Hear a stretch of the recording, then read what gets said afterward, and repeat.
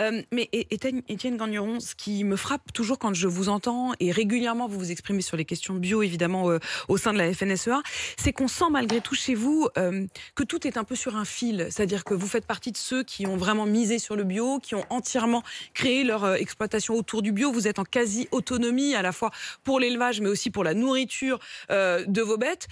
Et on vous sent toujours sur un fil, comme si vous étiez en permanence inquiet. On ne peut jamais être serein désormais quand on est agriculteur, et en particulier dans le bio.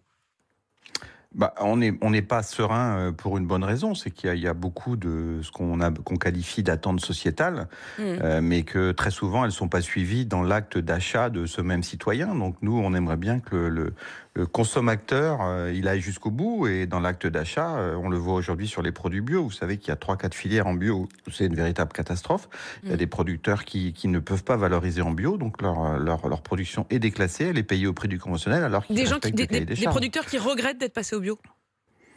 Ah, et qui regrettent. Il y en a une bonne partie qui espèrent que ce n'est que temporaire et que ça va repartir, mais il y en a qui vont être obligés d'arrêter économiquement parce qu'ils peuvent pas. Ils ont fait un plan, un projet d'entreprise à 500 € tonne de le lait, et il est payé 340. C'est pas possible. Ils peuvent pas tenir le coup dans ce cadre-là. Et ça, c'est vraiment cette difficulté. Il y a à la fois cette distorsion puisque la France, elle va parfois plus vite que les autres, et on peut pas s'extraire de la compétition européenne. Et puis il y a aussi ces soi-disant attentes sociétales qui sont quand même très très On veut, on poussées veut, par des ONG plus que mmh, par les citoyens eux-mêmes. Les on citoyens veut en eux-mêmes, nous, effet.